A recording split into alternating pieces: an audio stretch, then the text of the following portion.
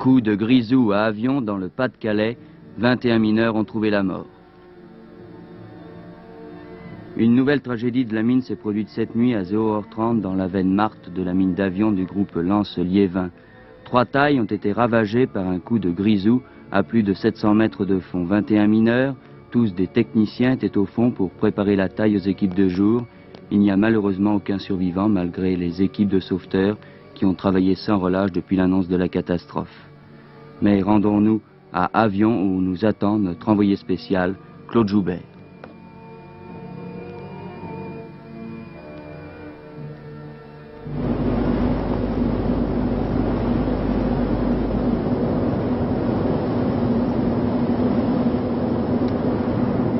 Ce que vous voyez, cette image dramatique et presque insoutenable, c'est celle de la remontée du corps de l'un des 21 mineurs qui ont trouvé la mort cette nuit par 715 mètres de fond à la fosse 7 du siège d'Avion du groupe de l'île de Lance et des Naliétards.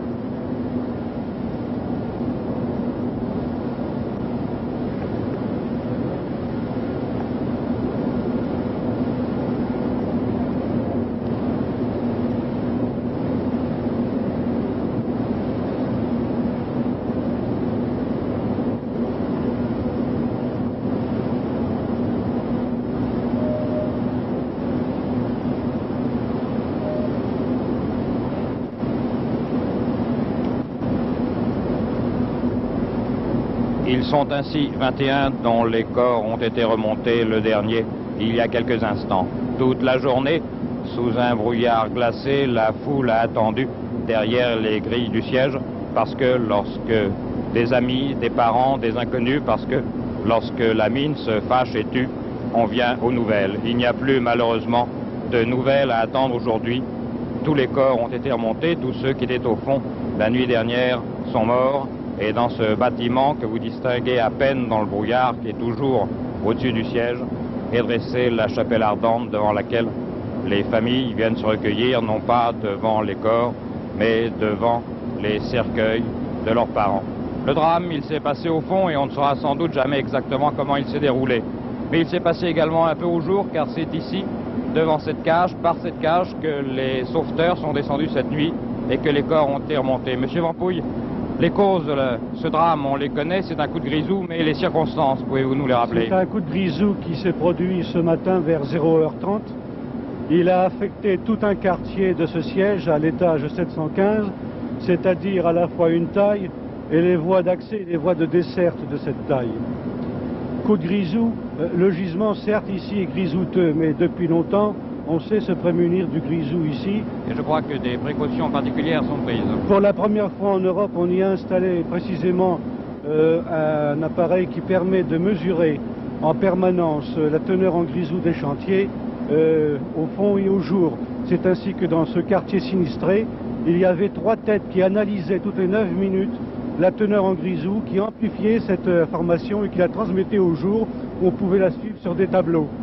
De plus, tous les hommes qui étaient au fond et qui faisaient partie de la préparation du travail pour aujourd'hui et de l'entretien étaient particulièrement entraînés à détecter le grisou. C'était en majorité des équipes de sécurité, c'est-à-dire à la fois des électromécaniciens, des gaziers, c'est-à-dire des gens chargés de faire sur place des analyses de grisou, et également des injecteurs qui font de l'injection d'eau en taille pour empêcher le dégagement de poussière au poste d'exploitation. Une enquête est évidemment ouverte. Mais peut-on d'ores et déjà avoir une idée des raisons pour lesquelles il y a eu, malgré toutes ces précautions, un coup de grisou? Malgré toutes ces précautions, ce dont on est sûr, c'est qu'il y a eu quelque part une teneur explosive, c'est-à-dire supérieure à 6%, et qu'il y a eu une étincelle qui a allumé ce grisou. Et rien n'a laissé prévoir ce drame, et c'est un porion qui travaillait dans une veine à côté qui a pu signaler la catastrophe.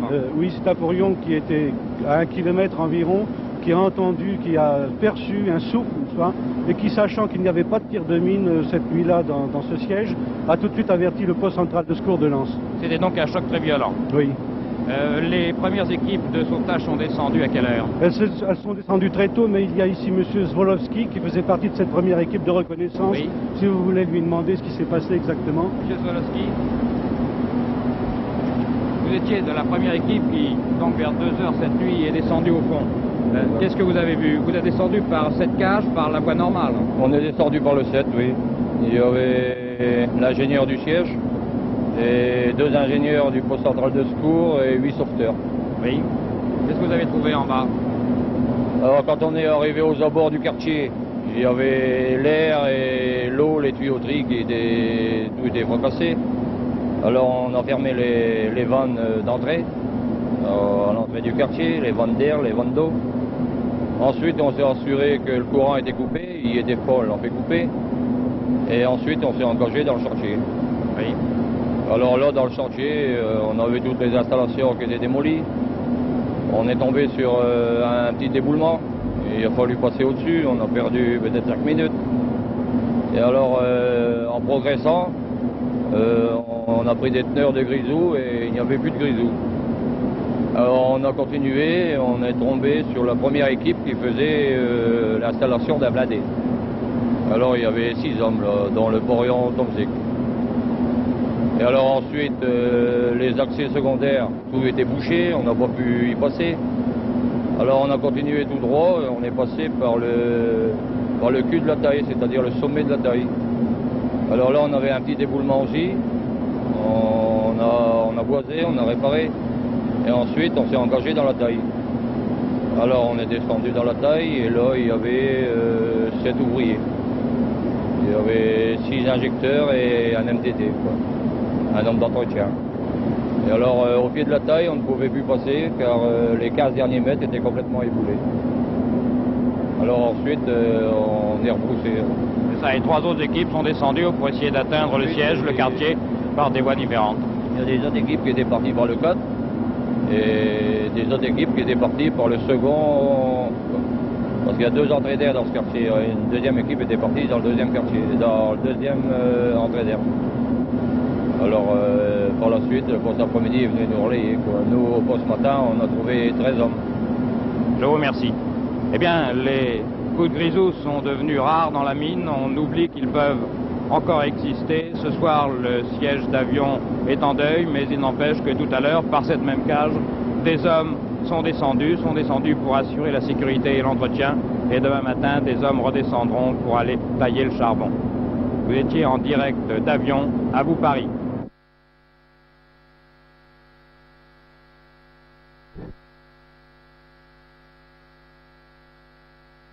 Pour présenter aux téléspectateurs britanniques le bilan de ses 100 premiers jours de gouvernement, M.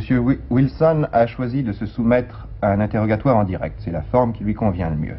Les 3 journalistes qui lui faisaient face ne l'ont guère ménagé, mais M. Wilson... Le 2 février, au puits 5 du bassin d'Avion, un coup de grisou a tué 21 mineurs. C'est à propos de cet accident, le plus grave depuis 20 ans dans la région, que nous avons décidé d'aller voir sur place ce qu'est le métier de mineur pour un jeune. Mais d'abord, parlons de l'accident.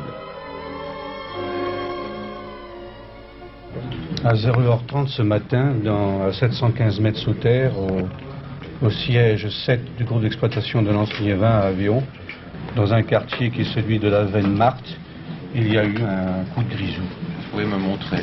Ici, voilà le quartier de la veine Marthe, voilà le puits de... À quel niveau ce coup de grisou s'était situé? 715 mètres sous terre. 715 mètres. Et il y avait combien de mineurs?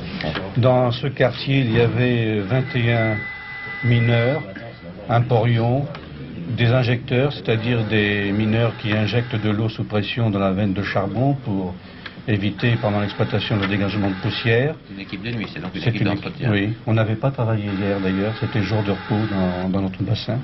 Est-ce qu'il y avait et des Français et des étrangers?